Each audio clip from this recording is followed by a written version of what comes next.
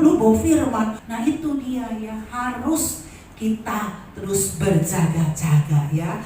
Doa mengubah segala sesuatu.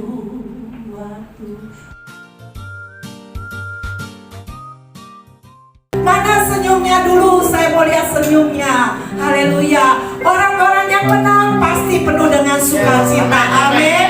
Orang-orang yang menang selalu tersenyum walaupun keadaannya tidak memungkinkan untuk tersenyum, tapi kita sudah menang karena Tuhan Yesus sudah menang di dalam menebus dosa dan kesalahan kita ya. Pujian tadi soal kemenangan demi kemenangan, kemenangan atas dosa. Saya gak janjian sama Yosua untuk Yos kamu nyanyiin lagu ini, enggak. Tapi hari ini firman Tuhan saya mau ajarkan, kita belajar semua bahwa kemenangan Tuhan Yesus sudah mengalahkan dosa kita. Amin. Amin. Waktu saya diberi jadwal, saya selalu ingin memuji Tuhan karena saya suka memuji Tuhan. Waktu kemarin saya ada persekutuan di rumah jemaat. Setelah selesai ibadah penghiburan itu, badan saya panas. Merasa gak enak badan. Waduh Tuhan, besok saya mau bawa firman. Saya cuma katakan, saya hanya berdoa. Ini pujian mengatakan ya.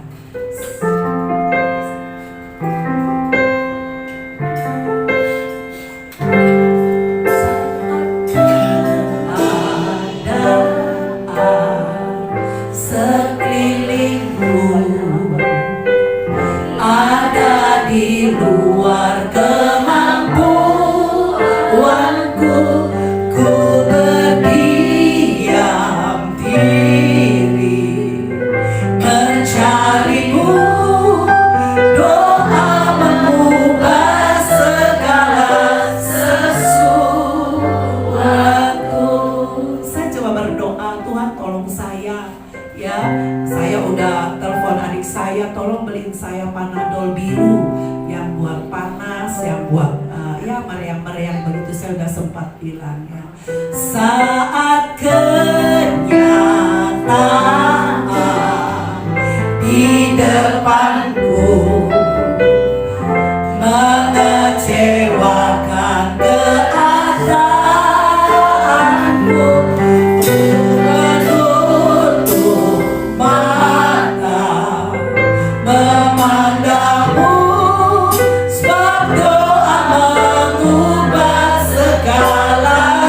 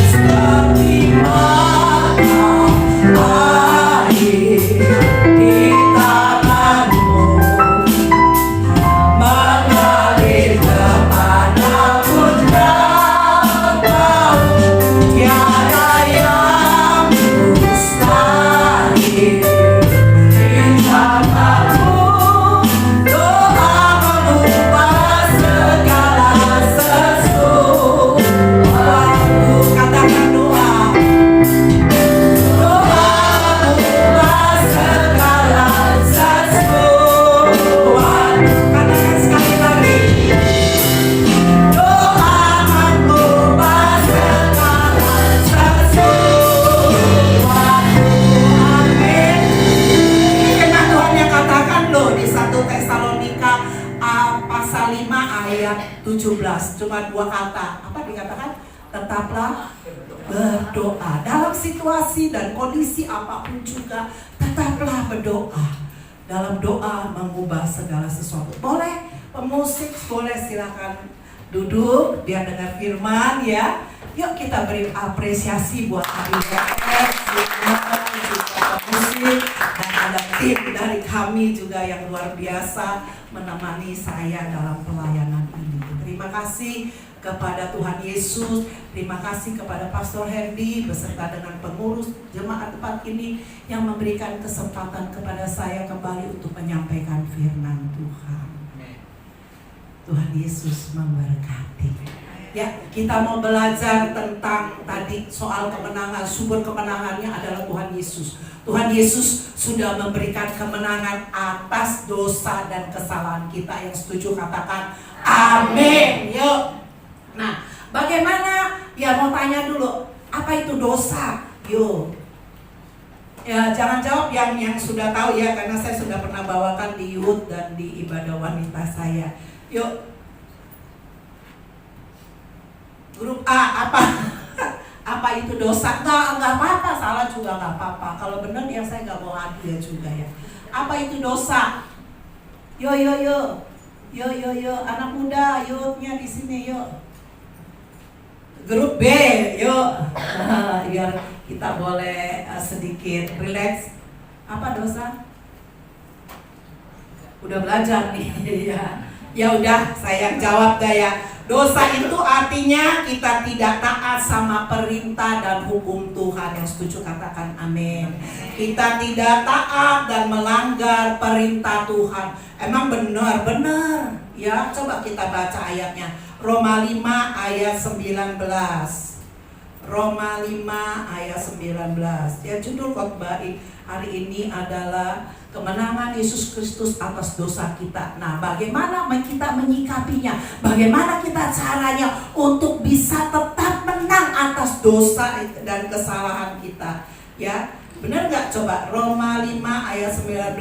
Ya, dosa, apa arti dosa? Arti dosa itu adalah melanggar hukum Tuhan, melanggar perintah Tuhan. Roma 5 ayat 11. Oh, udah ada tuh ya. Yuk sama-sama baca. Jadi sama seperti oleh ketidaktaatan satu orang, semua orang telah menjadi apa? Berdosa. Demikian pula oleh ketaatan satu orang, semua orang menjadi orang benar. Jadi setuju ya? Sesuai dengan firman Tuhan di dalam Roma 5 ayat 19. Jadi sama seperti orang yang tidak taat, satu orang, semua orang telah menjadi orang berdosa. Satu lagi di dalam 1 Yohanes 3 ayat 4. Yohanes 3, saya depan aja ya. 1 Yohanes 3 ayat 4 dikatakan. Nah, yuk baca lagi. 1 Yohanes 3 ayat 4. Sorry, ada satunya ya. Ya, 1 Yohanes 3. Ya, kita buka Alkitab ajaib kita.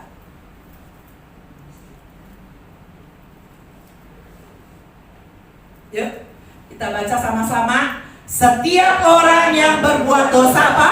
Melanggar juga hukum Allah. Sebab dosa itu pelanggaran hukum Allah. Jadi setuju ya? Bukan kata saya kalau arti dosa itu adalah tidak taat kepada perintah Tuhan, tidak taat kepada pelanggaran yang kita lakukan, tapi sesuai dengan firman Tuhan di dalam Roma 5 ayat 19 dan 1 Yohanes 3 ayat 4. Setuju ya bahwa dosa itu adalah kita tidak taat kepada firman Tuhan, kita tidak taat pada perintah Tuhan, bahkan kita melanggar perintah Tuhan. Nah, bagaimana kita bisa menang atas dosa? Nah, ini nih yang kita mesti pelajari ya. Bagaimana kita bisa menang? Soalnya nanti selanjutnya akan tahu ya. Jadi yang pertama, bagaimana kita bisa menang atas dosa? Jangan beri kesempatan kepada iblis. Ya, sama-sama katakan, jangan beri kesempatan kepada iblis. Ada ayatnya nggak? Ada ya. Efesus 4 ayat 27.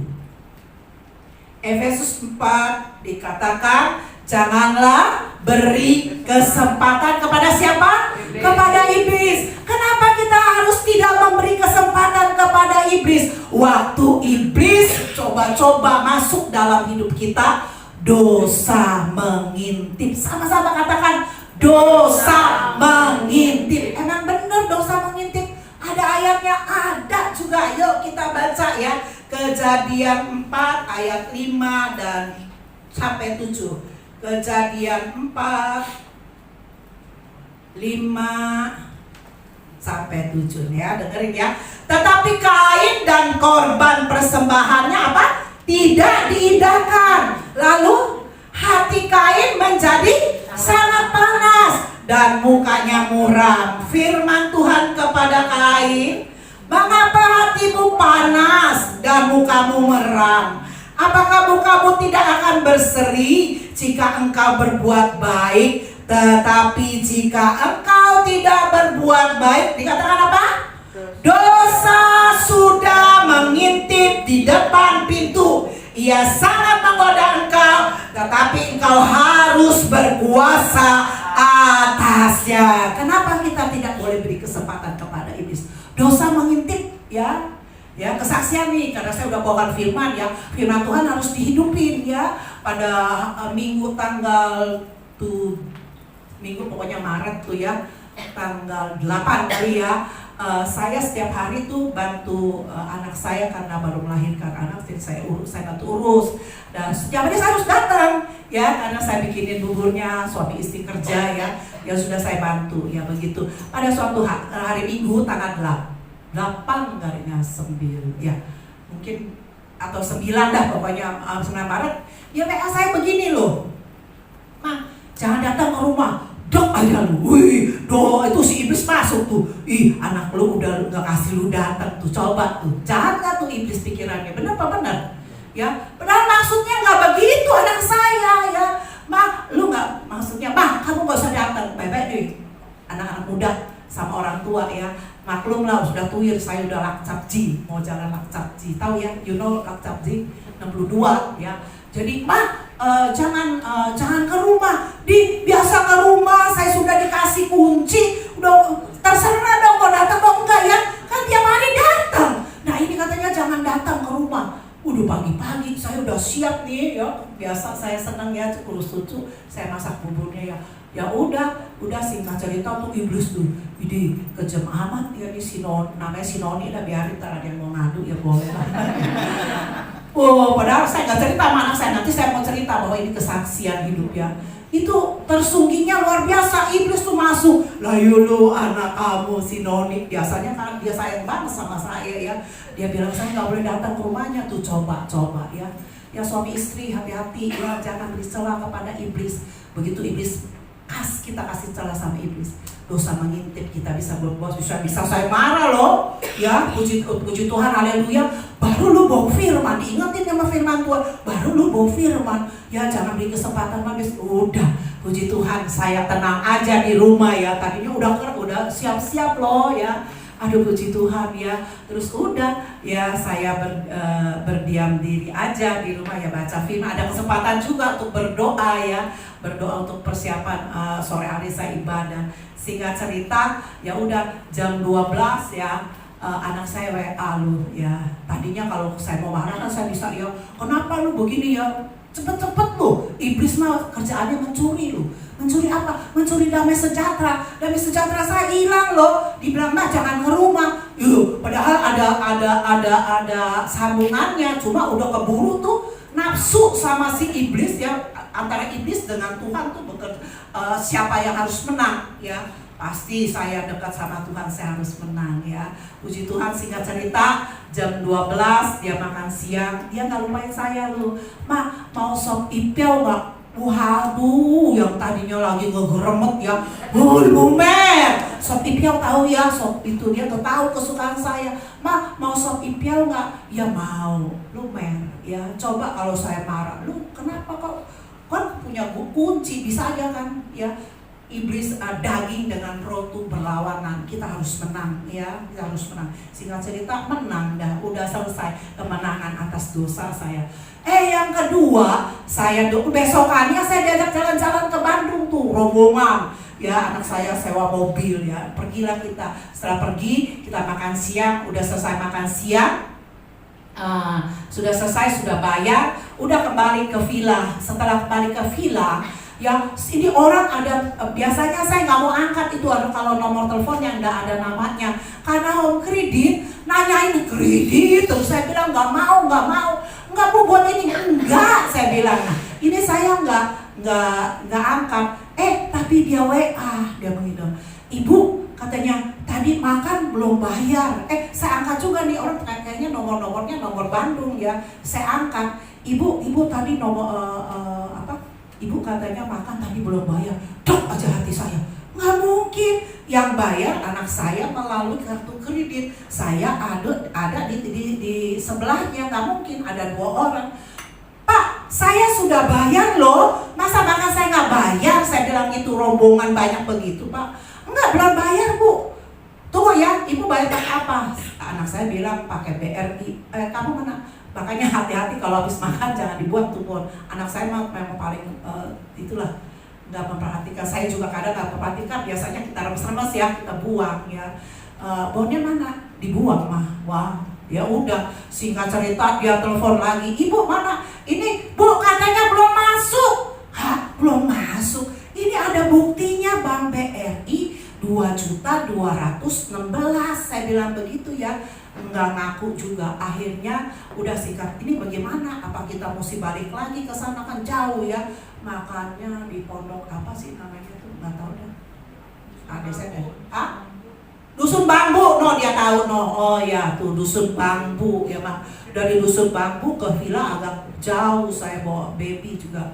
Udah akhirnya ditelepon lagi, saya telepon, Pak bagaimana? Yang angkat ibu-ibu. Ibu maaf, dia kasih struk saya katanya, ini Bu bonnya 1,4. Begitu dia kasih bon 1,4, saya mengkelap loh. Wih, si iblis masuk ya. Waduh, ini mestinya gua cecer nih ya. Padahal struk saya 2.216.000. Itu dikasih struk. Ini Bu, Ibu belum bayar yang 1,4. Aduh, saya telepon langsung. Pak, itu bukan bon saya 2.216.000, saya ingat. Waduh, langsung yang tuh Bapak nggak angkat telepon saya lagi loh, nggak berani. Yang angkat ibu-ibu. Firman Tuhan keluar lagi ya. Tadinya katanya tuh ya namanya anak muda ya, anak-anak saya. Viral, jangan. Orang jahat jangan balas jahat. Betul benar. Ya, pembalasan bukan hak kita, pembalasan adalah hak Tuhan. Ya, orang jahat pun kita bodo amat, asal kita jangan jahat ya. Saya menang, tadinya saya mau maki-maki gitu ya. Terus anak-anak, udah Pak, katanya viralin aja, kata jangan, saya bilang gitu ya. Udah saya bilang, Bu, saya notanya 2.216.000, bonnya dibuang, tapi itu pembayarannya ada, ya saya bilang gitu. Oh ya Bu, maaf. Udah minta maaf, lumer. Tuh, ya. Tadinya udah mau marah-marah, diberi kesempatan kepada iblis, dosa mengintip dong, marah-marah nggak ada artinya, ya kita kalah. Padahal Tuhan sudah menang di atas kayu salib untuk menanggung dosa dan kesalahan kita. Puji nama Tuhan, saya menang. Bu, maaf kalau udah kata maaf keluar, saya sih udah haleluya. Iya Bu, ya udah kalau udah iya benar Ibu. Jadi itu yang 1,4 yang gak bayar. Aduh, coba ya, yang disangkakan kita coba tuh ya. Aduh, luar biasa, saya boleh menang atas dosa. Kalau enggak kan ya viralin aja ya, anak muda ya, panas ya, jangan ya udah. Puji Tuhan, ada Yosua juga ya. Ya puji Tuhan ya. Yang pertama, kita boleh bisa menang atas segala dosa kita karena Tuhan sudah menang untuk menanggung dosa kita. Yang pertama apa? Jangan beri kesempatan kepada iblis ya dalam hidup kita ya.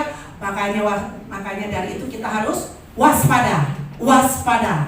berjaga-jagalah supaya iblis tidak mengintimidasi hati kita. Yang setuju katakan amin. Yang kedua, bagaimana kita menang atas segala dosa kita. Yang kedua, jangan izinkan dosa berkuasa atas hidup kita. Ya, jangan izinkan ya dosa berkuasa atas hidup kita. Roma 6 ayat 12. Roma 6 ayat 12 ya, dikatakan, sebab itu hendaklah dosa jangan berkuasa lagi di dalam tubuhmu yang fana, supaya kamu jangan lagi menurut keinginannya. Keinginan siapa? Keinginan tuh si iblis, si setan ya. Ya, jangan kita menuruti lagi, jangan izinkan ya. Tadi waktu saat saya beri izin ya, itu iblis masuk, saya marah-marah, kan apa? Mempermalukan nama Tuhan. Sama aja kita menyalibkan Tuhan yang kedua kali. Betul Pak, benar ya? Jadi harus kita jangan beri celah ya buat iblis. Jadi jangan izinkan itu dosa berkuasa atas hidup kita. Nah, kalau saya sudah lakukan dosa, bagaimana? Ya harus bertobat. Ya, saya juga punya salah, saya punya juga dosa. Ya, nggak mungkin. Siapa yang di sini yang nggak pernah berdosa, nggak punya kesalahan? Angkat tangan. Sama ya, berarti sama. Tapi waktu kita saat melakukan kesalahan, waktu saat kita melakukan dosa, kita harus bertobat. Ya, seperti kisah Rasul 3 ayat 16. Yang ketiga ini ya. Yang kedua, jangan izinkan dosa berkuasa atas hidup kita. Yang ketiga, waktu dosa sudah kita lakukan, waktu kesalahan kita lakukan, apa yang kita harus lakukan? Kisah Rasul 3 ayat 19. Karena itu sadarlah dan bertobatlah supaya dosamu dihapuskan. Aduh, luar biasa ya. Ya, kita melakukan kesalahan, pelanggaran, bahkan dosa. Waktu kita bertobat, minta ampun kepada Tuhan, maka dosa kita dihapuskan. Yang setuju katakan amin. Nah, yang keempat, bagaimana kita caranya bisa menang atas dosa yang kita lakukan? Yang keempat adalah kita harus mengenakan senjata Allah. Bukan senjata perang ya, pakai pedang, pakai belati, pakai pisau, bukan. Nih dia, kenakanlah seluruh perlengkapan senjata Allah. Efesus 6 ayat 11 ya. Ayat 10-nya boleh kita baca ya. Perlengkapan rohani, akhirnya hendaklah kamu kuat di dalam Tuhan, di dalam kekuatan kuasanya. Ayat 11, kenakanlah seluruh perlengkapan senjata Allah, supaya kamu dapat apa? Bertahan melawan tipu muslihat iblis ya. Karena itu perjuangan kita bukanlah melawan darah dan daging, tetapi apa? Melawan pemerintah-pemerintah, melawan penguasa-penguasa, melawan penghulu-penghulu dunia yang gelap ini, melawan roh-roh jahat di udara. Stop dulu ya. Saya ada dengar khotbah dari hamba Tuhan, anak muda, dia bilang ya, dia bilang iblis mah tuh adanya bukannya di diskotik, karena di diskotik udah iblis semua katanya. Betul gak bener ya? Bener juga ya. Iblis adanya di mana? Adanya di gereja. Adanya di gereja. Wah, dalam hati bener apa, setuju apa enggak ya? Ya ada yang ngangguk juga ya. Dosa ada di gereja. Iya. Ya maaf ya, suami istri lagi pergi ke gereja karena satu hal bisa prang. Ya betul gak benar ya? Sama teman salah paham bisa cus ya. Ayah kan ngangguk, betul ya? Ya benar ya. Jadi benar katanya, ngapain katanya iblis mah nggak ada tuh di diskotik, di tempat-tempat prostitusi, di tempat-tempat yang yang gelap-gelap begitulah katanya ya. Iblis adanya di dalam gereja. Sama temen bisa salah paham, salah dikit, betul gak benar? Sama ada buktinya, saya sama anak, sama orang tua bisa cuma ngucap 2-3 kalimat, jangan ke rumah katanya gitu. Wih gitu ya. Nah itu dia ya, harus kita terus berjaga-jaga ya. Makanya dikatakan kita harus punya perlengkapan senjata Allah supaya kita dapat mengadakan perlawanan pada hari yang jahat itu, dan tetaplah berdiri sesudah kamu menyelesaikan segala sesuatu. Ini ayat 14, kita harus bagaimana? Jadi berdirilah tegak, berikat pinggangkan kebenaran, berbaju tirakan keadilan, kakimu berkasutkan kerelaan untuk memberitakan Injil damai sejahtera. Dalam segala keadaan pergunakanlah perisai iman, sebab dengan perisai itu kamu dapat memadamkan semua panah api dari si jahat. Nah, perisai iman. Bagaimana kita bisa punya iman? Kita punya tameng itu iman ya. Iman dari mana datangnya? Ayo. Hah? Pendengaran apa ya? Pendengaran firman Tuhan. Kalau nggak dengar firman, nggak baca firman, nggak ke gereja, boro-boro berhubungan, boro-boro berdoa sama Tuhan, gimana bisa memiliki iman? Betul apa benar? Gimana nggak saat teduh ya, udah nggak ke gereja, nggak saat teduh, nggak doa, nggak baca firman, nggak muji Tuhan, nggak bisa itu imannya kita ada. Betul apa benar?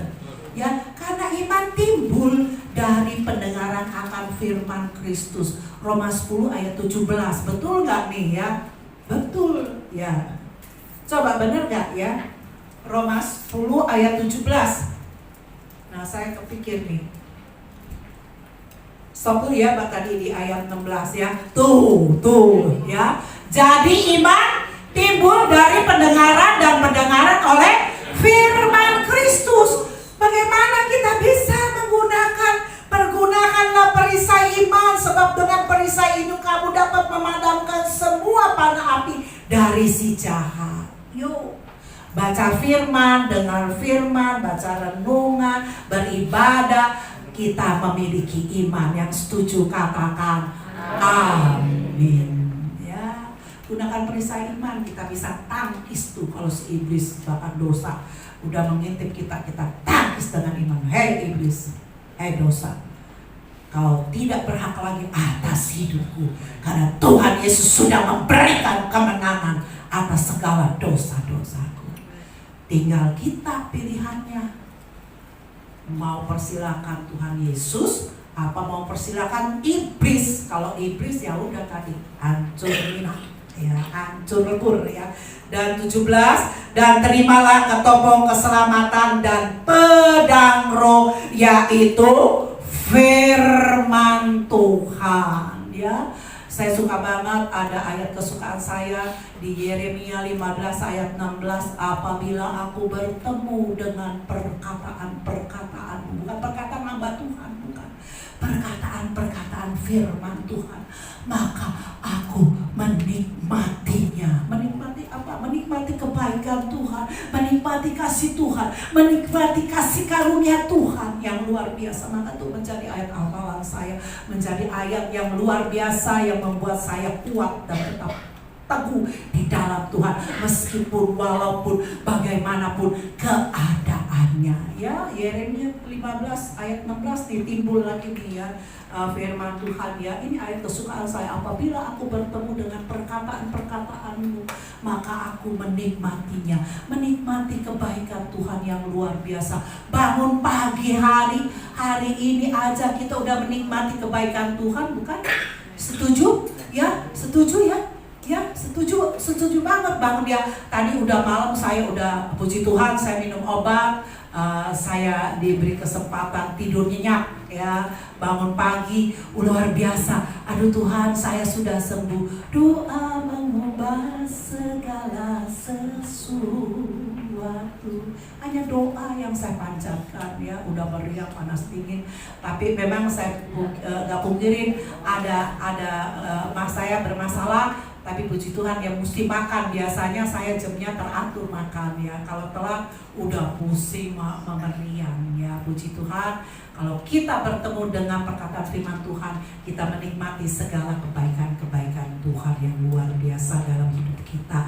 Yang terakhir, yang kelima, nanti saya mau tanya tuh ya, dengan cara apa kita bisa menang atas segala dosa kita. Nah, yang kelima, biarlah kita berpegang teguh pada kebenaran firman Tuhan. Meskipun godaan ada, meskipun tantangan ada, meskipun kesakitan ada, meskipun ya kesulitan ada, biarlah kita tetap berpegang teguh pada kebenaran firman Tuhan. Seperti Yusuf ya, kita baca Kejadian 39 ayat 18 ayat 39 ayat 8 sampai 29. Ya, godaannya luar biasa, udah tahu ya ceritanya ya. Tetapi Yusuf menolak dan berkata kepadanya, istri tuannya itu, dengan bantuanku, tuanku itu tidak lagi mengatur apa yang ada di rumah ini, dan dia telah menyerahkan segala miliknya pada kekuasaanku. Bahkan di rumah ini ia tidak lebih besar kuasanya daripadaku, dan tiada yang tidak diserahkannya kepadaku selain daripada engkau. Sebab engkau istrinya, bagaimanakah mungkin aku Aku melakukan kejahatan yang besar ini dan berbuat dosa terhadap Allah ya. Kalau Yusuf yang agak mauan ya, pasti dikasih istrinya Potifar yang luar biasa, yang elok dan cantik, betul benar. Tapi dia bilang dia katakan, bagaimana mungkin aku melakukan kejahatan yang besar ini dan berbuat dosa terhadap Allah. Yusuf berpegang teguh pada kebenaran firman Tuhan, akhirnya menang ya. Seperti siapa lagi? Seperti Ayub. Ayub udah dikatain sama istrinya ya, tinggalin aja Tuhan katanya ya, tinggalin aja Tuhan. Coba baca lagi Ayub 2, 9 dan 10. Ayub 2, 9 dan 10 ya.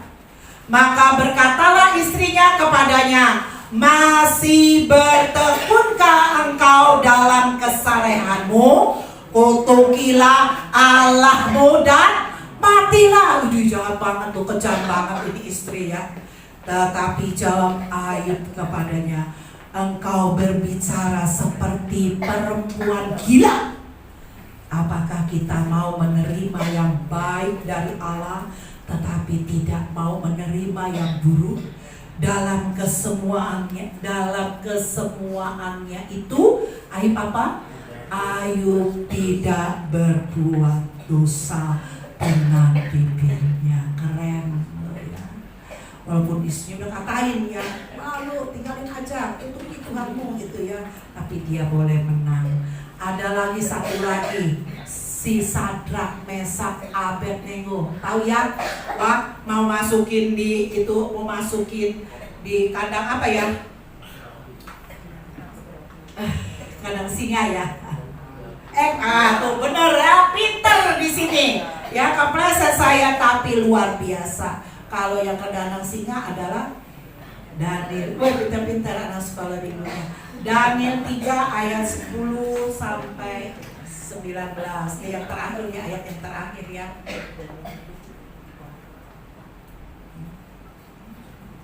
Udah keluar?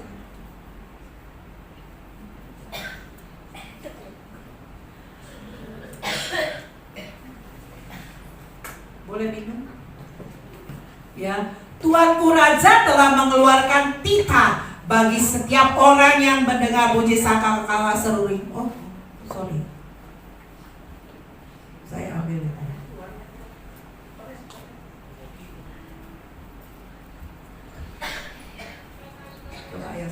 Mas ya, yang singkat aja.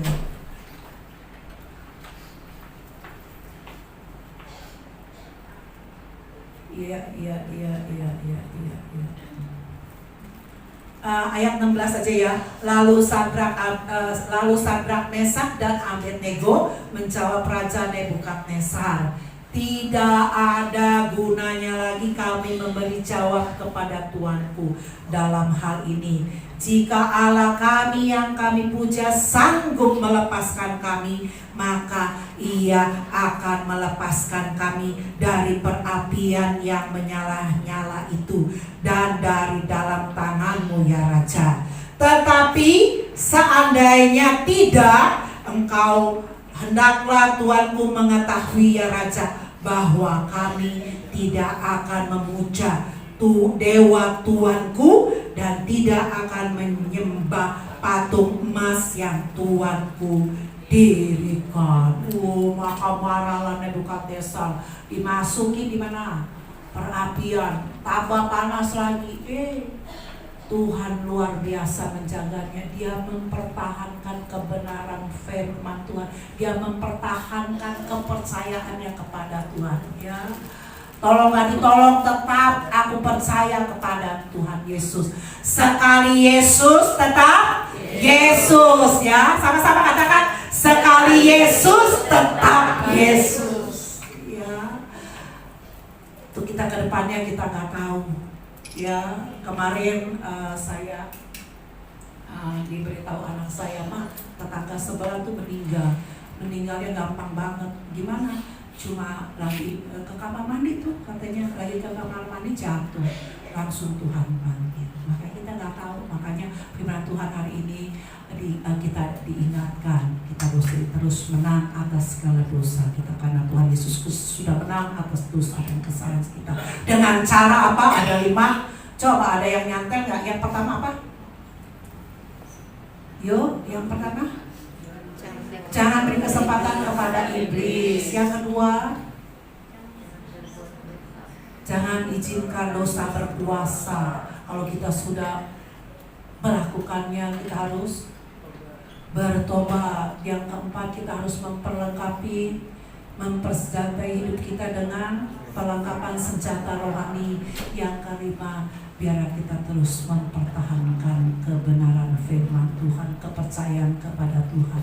Sekali Yesus, tetap Yesus. Yuk, saya undang jemaat bangkit berdiri, kita akan mengakhiri firman Tuhan ini. Sebelumnya kita naikkan pujian itu. Ada pujian sekali Yesus, tetap Yesus.